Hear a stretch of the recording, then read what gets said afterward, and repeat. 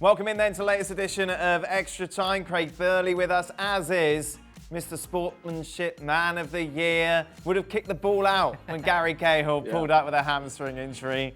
You would have done that in a World Cup final, Frank. I don't know. Really, I don't know. Maybe not. Maybe yes. I saw Di Canio doing it like 20 years ago. That's a goalkeeper. That's slightly different, isn't it? No, it's still a player. I mean, but it's my feeling at that time of the game when I was watching and I saw Willian and I said, why he doesn't stop? He should stop. After, why Giroud doesn't stop? And I know it's very important. I know Chelsea needs the 3 points to go into the Champions League. But I don't know. I have a sense of fair play, justice. World Cup final. No way you're doing that. Against Brazil. Maybe not. Maybe not. I have to be frank. I have to be honest. Maybe not. But being in front of the TV, you say, you should stop. That would be fantastic. That's it. It's just what I'm saying. No controversy. Right then, former Chelsea boys. Craig, why aren't Chelsea linked with someone like Koulibaly? They seem like they could be true title contenders with a proper central defender. I think budgets would be one of them. Plus competition for his services from other clubs.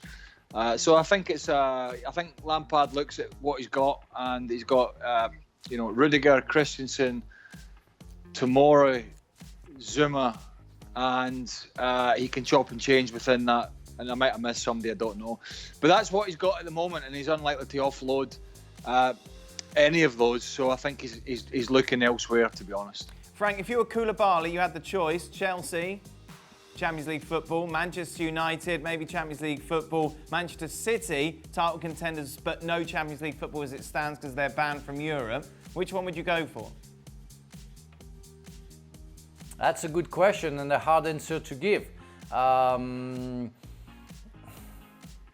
will go for the Champions League. So whether Manchester United or Chelsea, I know that Chelsea needs more a central defender than Manchester United, because Manchester United, they have Maguire and I forgot the other one. Sorry, but I think what we saw, what we saw today. Thank you very much. But with what we saw today, with Christensen on I think in the first or the second goal against Crystal Palace, I mean, that was so appalling, and so they desperately need a good international central defender, and Koulibaly will fit very well. But Champions League, if Manchester goes to Champions League, Manchester United seems to be very keen to get him, very keen to get also to be a better team and get back to their prime. So it's going to be a hard decision for him. Even if he goes to Manchester City and get the title next year with the Premier League, and then after go for a good fight in the Champions League with City, it's also a good choice. So up to him. What would you choose, Craig? I would go City if that was the choice, primarily because he fell short with Napoli in the period under Sarri of almost winning the Scudetto. And, we know City are not guaranteed, but are going to be the main challengers to Liverpool. And who wouldn't want to play in that side with all those talented players? Because we know Real Madrid have been chasing to be the top of the tree domestically again after their Champions League success. So we know how important it is to be the top guns in your own league. And I think that would be enough, to be quite frank with you. So that's where I would go. Frank, which team? But Dan, I'm sorry, Dan, if I may, I think that will be the next fight between clubs to be successful in Champions League and in the Premier League. Who has the best defense? Now, before we were looking for the best midfield player, then the best strikers. Now, in the new era, I think the main concern will be the central defense. Liverpool is the best team in the world because he has maybe the best central defender in the world. But Manchester United has been struggling, Chelsea has been struggling, City has been struggling, Barcelona has been struggling because of a lack of fantastic central defender. So Real Madrid is doing great right now because Sergio Ramos is the king of that position, and Van Dijk is the king of that position as well. It's why they have results. Don't tell Stevie.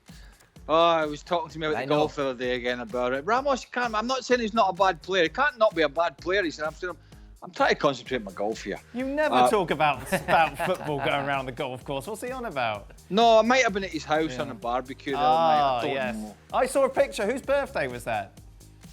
I saw you and Stevie looking like you're having a lovely time. Nobody's birthday. It was an early birthday for my wife. It was Stevie's wife getting my wife something. Right. Anyway, we got stuck at the Nicol household because we couldn't get an Uber. Right. We couldn't get an Uber to come to where he lived on a Saturday evening, and so we had to bunk down at the Nicol Castle for the evening. With the big dogs? Big dogs were downstairs, I believe, and the cat was there at the time, but I don't want to speak out of turn. But I think it may. This is quite sad, but I don't think it's around anymore. Oh no! And no, Stevie hasn't ate it. Daisy the cat was one of the most famous cats in quarantine. I think, and I may be speaking out of turn, but I think they had to have her put down. Oh, blooming heck, Craig. Well, I'm just relaying what I was told. Oh, I know. Oh. And anyway, he phoned me the next next day and he said, time now. He phoned me the next day and he said, bloody hell, you didn't leave many of my beers. Right. Which team looks best suited for the next 5 years, Frank? Chelsea, Manchester City, Manchester United, or Arsenal?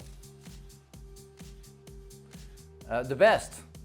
Hard to say. I think City is still the best team of those old teams. Chelsea is getting good. Manchester United also is back. I think Bruno Fernandes made a huge change, on that spirit of that team. I see Arsenal having lots of troubles still because I don't think many players will want to come there. But Chelsea, Manchester United will increase their performances, and City, if they get a right or two right central defenders, they can fight for the title next season, for sure. If you're putting those other teams in with Man City at the moment, go and have a lie down. Right. I mean, seriously, I know they lost to Southampton the other day. I know they've had a bad season by their standards. But clearly they've switched off. It's a bit like Liverpool switching off, and there was some Muppets on Twitter saying, well, how can this be the great Liverpool team? Look, they've won the league so easy. They've got the flip-flops on, the suntan lotion. Look at the City squad. Yes, it needs, as Frank said, a few little pieces of the jigsaw. But just because they're losing, say, David Silva, they've still got an unbelievable amount of talent there. And it only needs a couple of little pieces for them. And you ask Jurgen Klopp, and he won't say it publicly, who's going to be the best team to give Liverpool a push next year? And it's going to be City by a long shot. Right, Frank, a little bit what we were talking about before. What requires more skill? Being a world-class defender or a world-class midfielder?